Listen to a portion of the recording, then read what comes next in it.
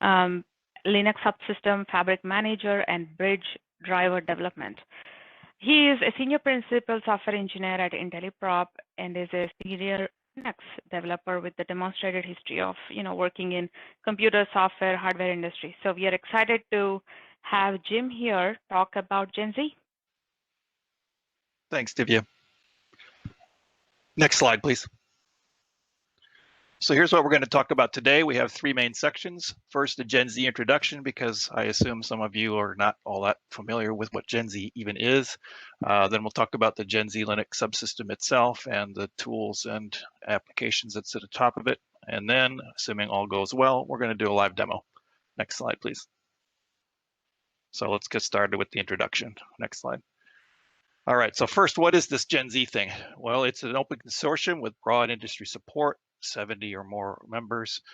It's a family of specifications. There's a core spec that talks about the protocol itself. There's physical layer specs, mechanical specs, scalable connector specs, and a software and management spec as well.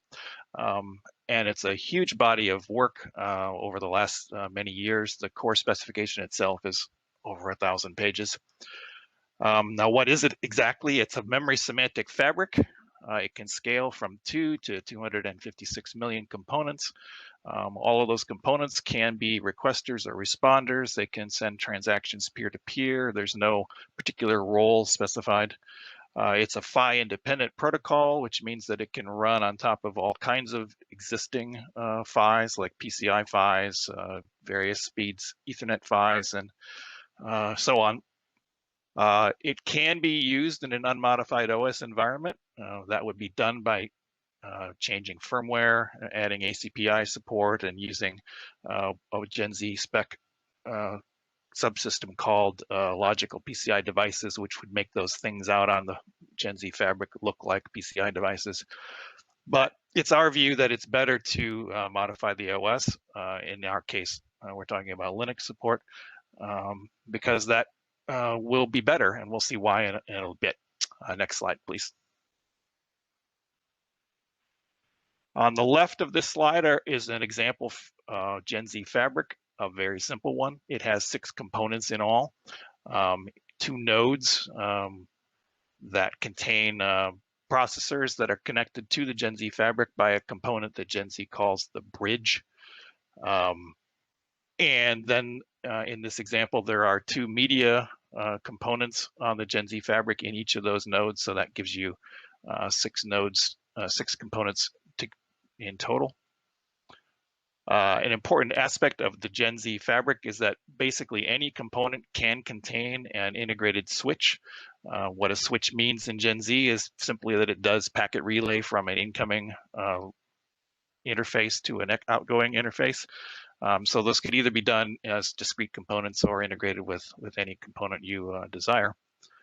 On the right-hand side of this picture is a much more complicated fabric. This is a 2-dimensional HyperX topology.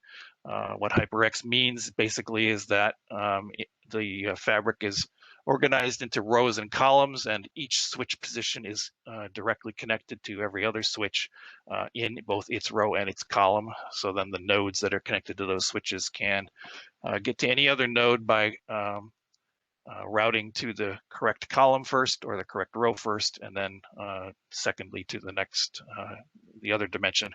And you can build higher dimension HyperX topologies as well with a 3-dimensional switch fabric having X, Y, and Z dimensions of 16, for example. You can get to a fabric of like 60,000 nodes or so. Next slide, please. Let's talk a minute now about Gen Z management software. So because the Gen Z fabric spans multiple OS instances, it is not the case that any particular OS instance can assume that it owns all the components that are on the fabric. So unlike a PCI discovery mechanism that you're probably familiar with, where the host OS goes out and finds all the components on the PCI fabric, that's not the way Gen Z works. So instead, we have a fabric manager running on that fabric, and it is in charge of assigning components and resources to each of those OS instances according to some kind of a grand plan. That's what the software and management group calls this database of what it is that the fabric is supposed to do. And the idea is that the fabric manager will describe those components and resources using Redfish specification. It supports both in-band and out-of-band fabric management. What we mean by in-band is that the fabric management traffic itself to configure those components goes over the Gen Z fabric, but you don't have to do it that way. You can use out-of-band with a management Ethernet network on the side if you'd like. And that fabric manager is in charge of programming routing tables and setting up access controls and doing all the configuration of the fabric. And then in our model, we have another service running, a local management service that runs in each OS instance.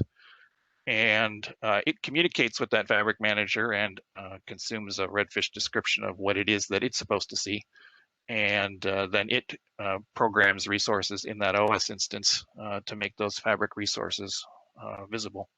And we'll see some more details on that in the next few slides. Next slide, please.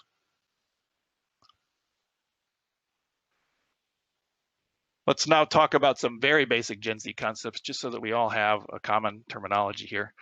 So the basic component roles are called a requester, which initiates a packet, a responder, which responds to that packet, executes it, and sends back an acknowledgement or other response if it's supposed to do so.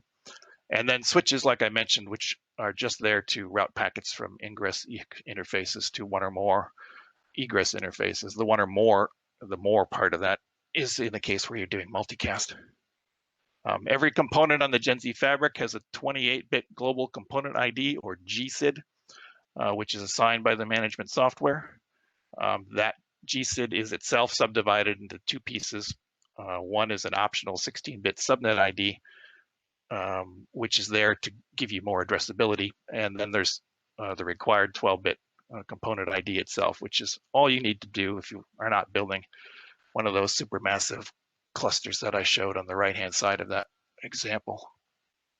Every component on the fabric has a control space and a data space.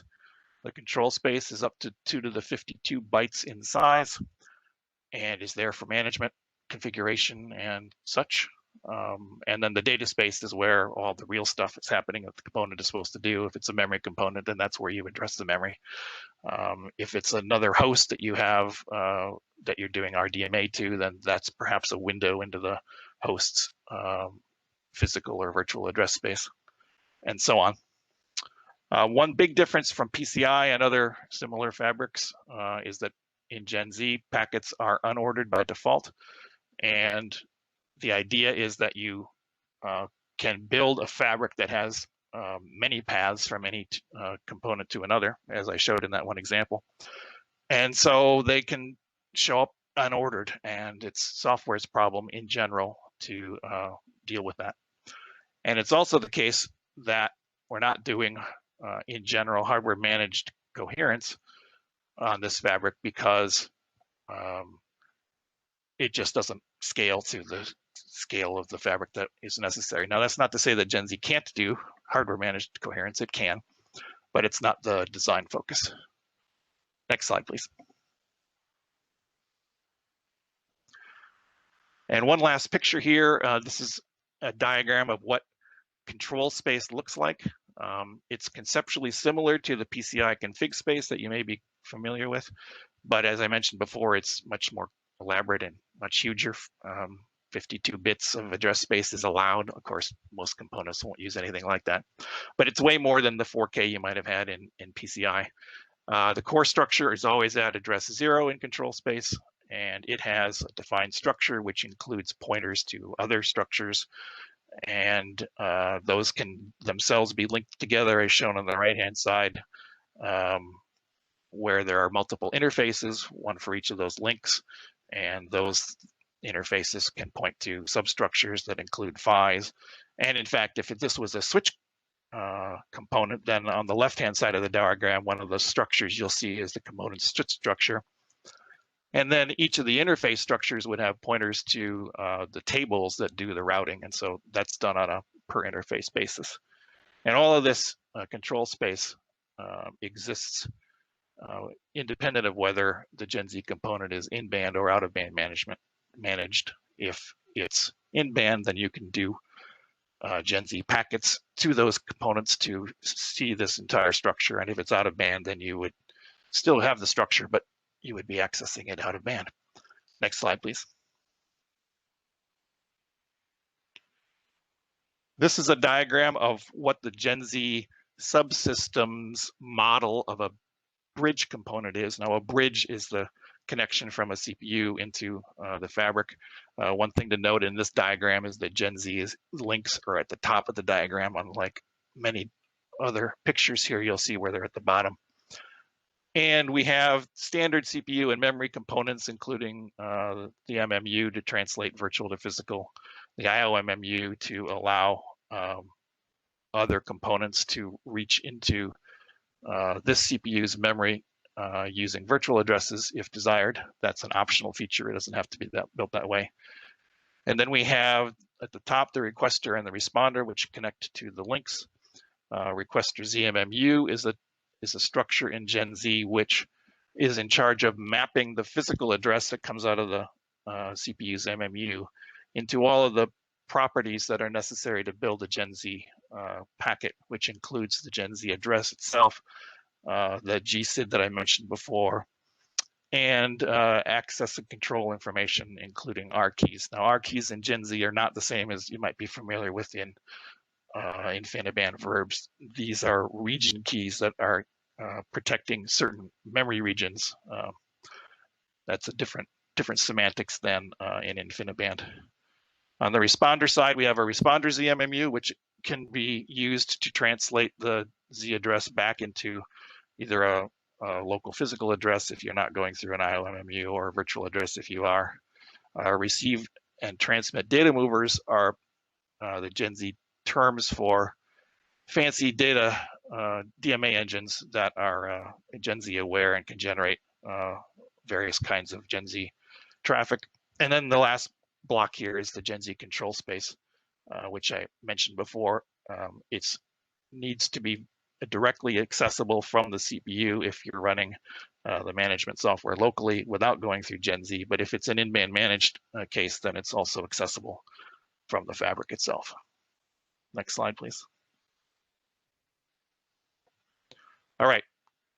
Part 2 of our talk is now going to focus on what is this Gen Z Linux subsystem. Next slide, please. So why do we need a Gen Z subsystem?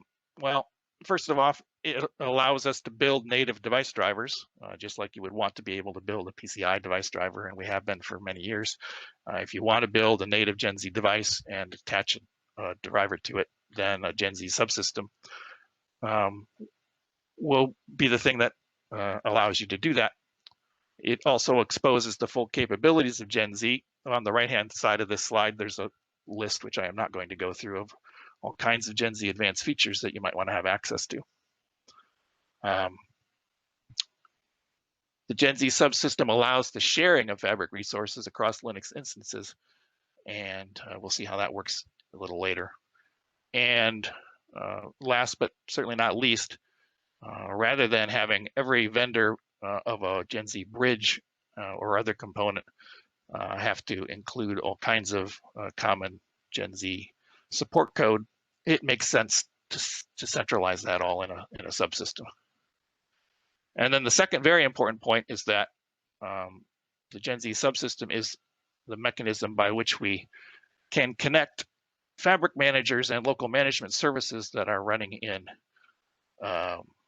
user space to the kernel, which is the thing which is managing that hardware in the end, and supporting both in-band and out-of-band managers. Again, we'll see why that's important on the next slide, please. Here are considerations we had about how we should design this Gen Z subsystem. So it's like PCI or USB or other existing Linux bus systems where we can.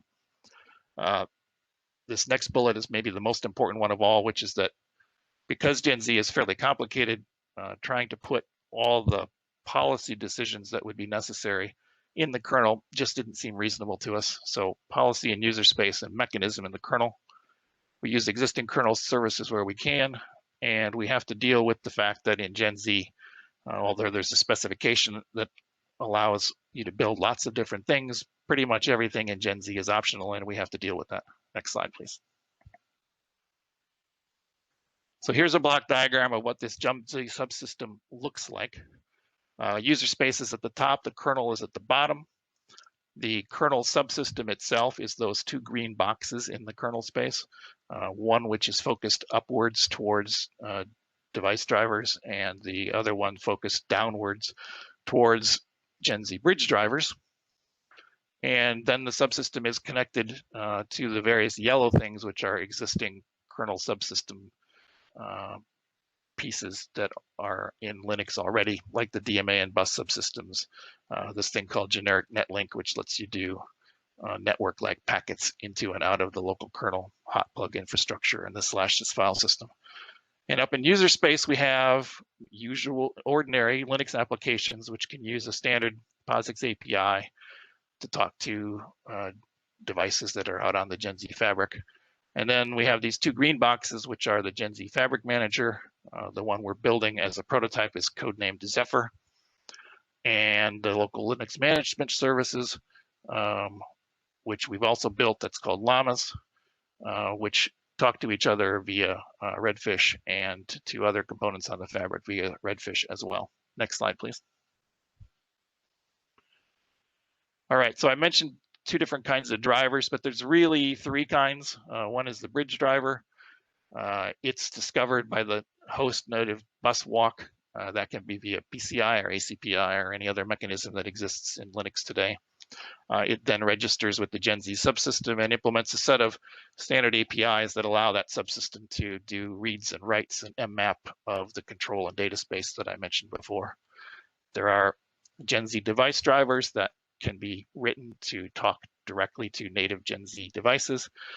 Those interfaces are modeled after PCIs, except that unlike PCI, which has a vendor and device ID for driver matching, Gen Z uses UUIDs.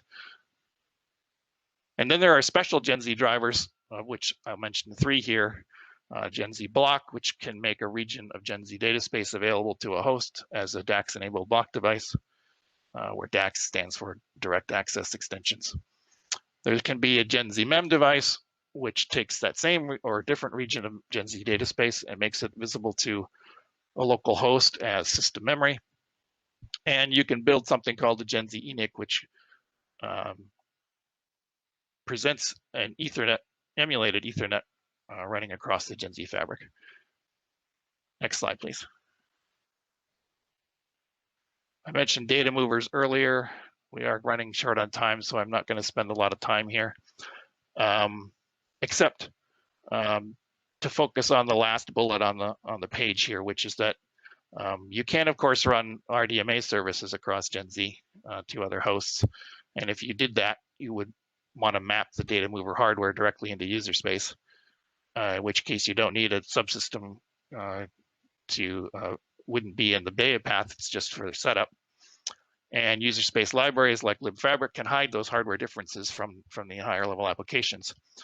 But one question we have been struggling with, because Gen Z doesn't answer it, is should we have a libfabric provider per hardware vendor? Is that a reasonable thing, or is that going to cause too much churn in the libfabric environment, and we should really have some kind of Gen Z data mover hardware standardization a la verbs, but maybe not verbs themselves. So I'd like all of you guys to think about that question. Next slide. One thing I haven't really spent any time talking about is interrupts and unsolicited events. Interrupts can be sent from any Gen Z device to another. And it's not at all like PCI's architected MSI and MSX support.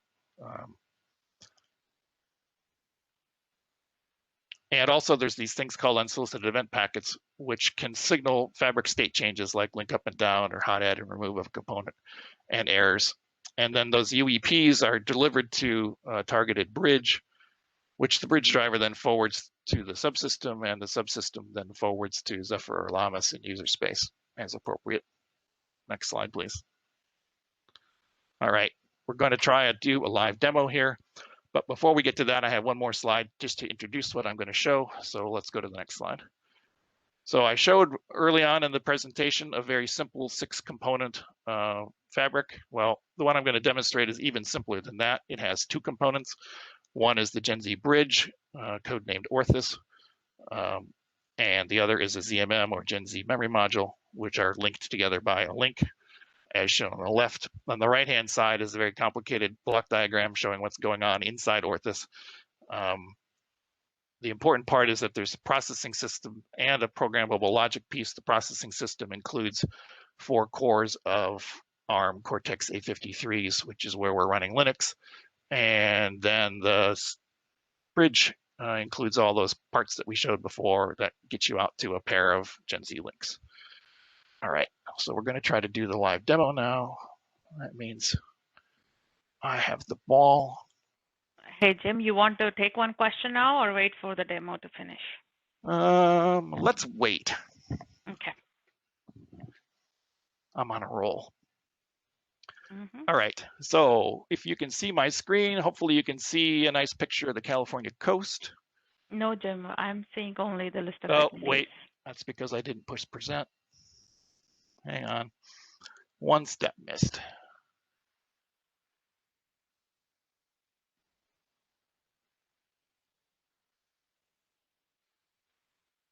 Uh-oh.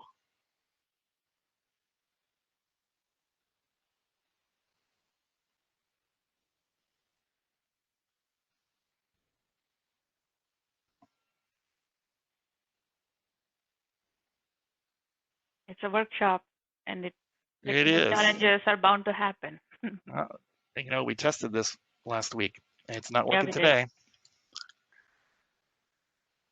Okay.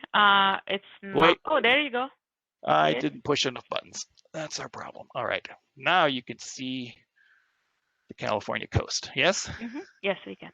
All right. So here we have 2 big black terminal windows. The one on the upper left has got 2 tabs. One is connected to the debug port on the ZMM, just so we can see what's going on. The other is connected to the serial port on Linux. You can see it's running Ubuntu 20.04, pretty standard thing.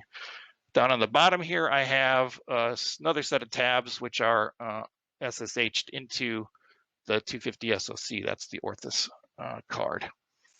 And what I'm going to do is show you, so all I've done so far is just boot this just to save us a little time.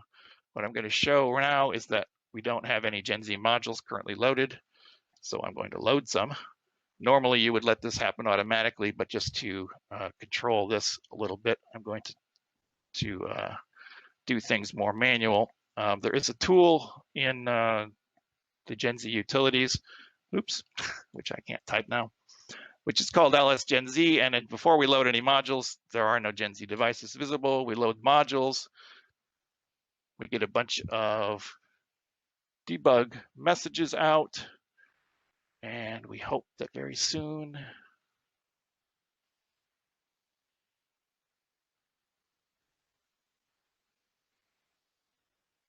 we get more debug output showing that the component, the Gen Z component, the ZMM, has entered this cconfig state. That's a good thing. Lots of debug output there and here. And now if we run ls Gen Z, we can see that there's a bridge visible.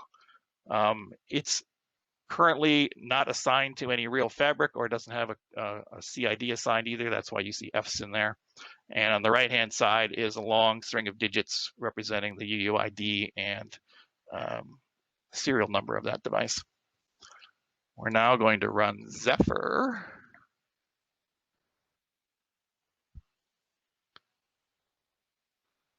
Which is the fabric manager.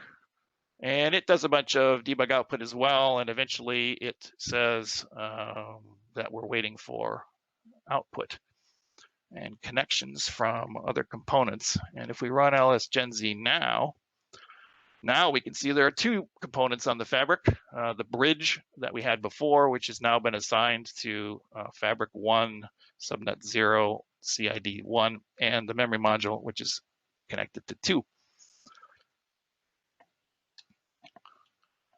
If we run Llamas now, that's the local management service.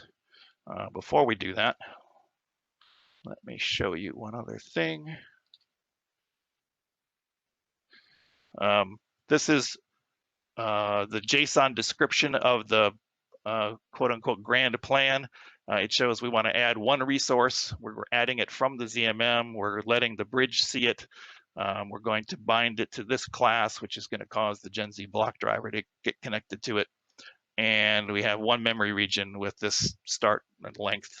That decimal number is 126 gigabytes. And so now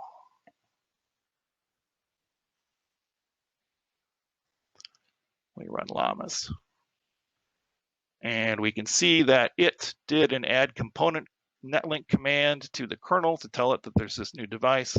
And if we go back here and look at the output from Zephyr, we can see that it sent that description of the memory resource to Llamas. And if we come over here in yet another window and run ls block now, we can see that there's now a new Gen Z block device attached to this host with size 126 gig. And at this point, you can do all the standard things that you might do to a Gen Z or to any ordinary block device. So you might partition it. Oops. Now there's 3 partitions on it. You might make file systems on some of those. And you might mount those file systems.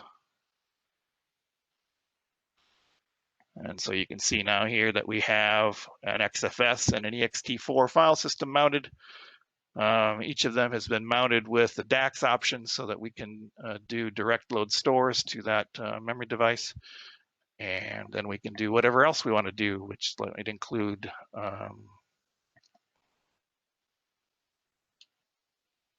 making some directories, changing the ownership because we want to be not running sudo anymore, creating a 1 gigabyte file in each one, and then maybe we want to run memtest against this one of these 1 gigabyte files. Memtest, oops, not the multi-threaded one.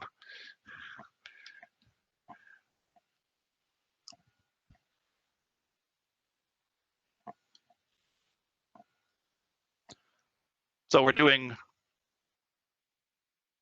direct load stores, actually mem copies in this case, to that 1 gigabyte file. And you can see that in fact it passed, which is a miracle.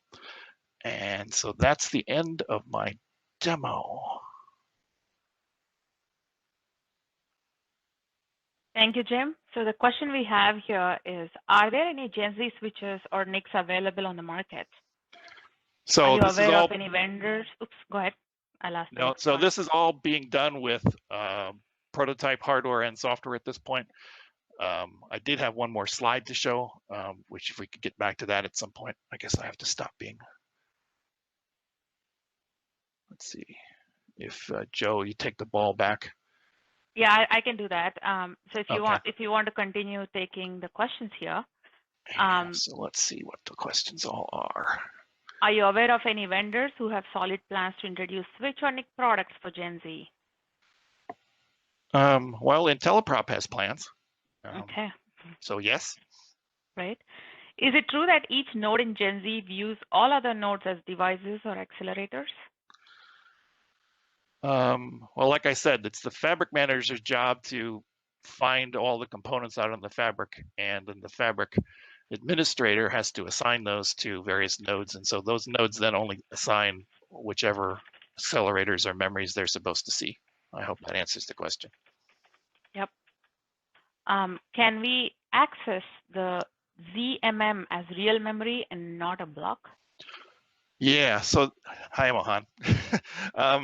Yes, not using the Gen Z block driver, but the only change that would have to happen from the demo is that you would change the UUID as to which driver you want bound to the device. Instead of binding the block driver, you could bind the memory driver, and then that memory would be assigned to the host. The one thing you can't do is that because Linux, if you hand it some memory, is going to assume that it is the one and only owner of that memory, then that memory cannot be shared. So you had better not configure memory that's handed off to the kernel as shared, at least not with current operating systems. Yep, got it. And then if that is the case, then how does it resolve conflict requests from hosts on different nodes? I'm not sure what the it is in this question. It goes back to the previous, well, no, actually, Dong asked this question, Dai. Is it true that each Gen Z views all other nodes as devices or accelerators? We answered that part. If so, how does it resolve conflict requests from hosts on different nodes? Okay, so yeah, again, it's the fabric administrator's job to decide how to assign components to hosts, and if a component is not supposed to be shared, then you assign it to one, and if it is supposed to be shared, then you assign it to one or more. Now, one piece of work that we would like to do in the future is that by having a block device interface, we can have file systems on it like I showed. Now, in this case, I only have one host, but you could have that block device being shared by multiple hosts. And because Linux and other OSs already understand the idea of shared block devices through, in the Linux case, file systems like OCFS2 or GFS2, you could have a shared file system through the block device.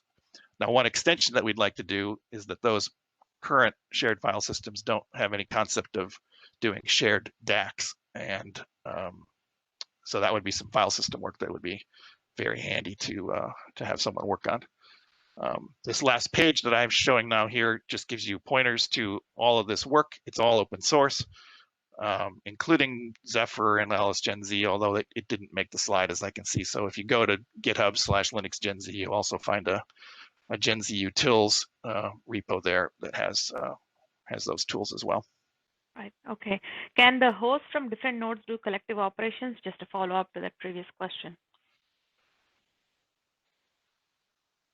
So yes, if you have a bridge which supports RDMA interfaces, and then sure, you can do collectives. Now, GenZ also has collectives built in, so there are special operations, several packet types that you can send out to actually cause collectives to happen out in the fabric, as opposed to having to bring the data back to a host to do the collective operation. Okay, all right. That's good, thank you. We are a few minutes over, that's okay. So I would like to thank Jim for going through the Gen Z efforts and also the demo, which is always interesting for this audience. I appreciate you doing that. No problem.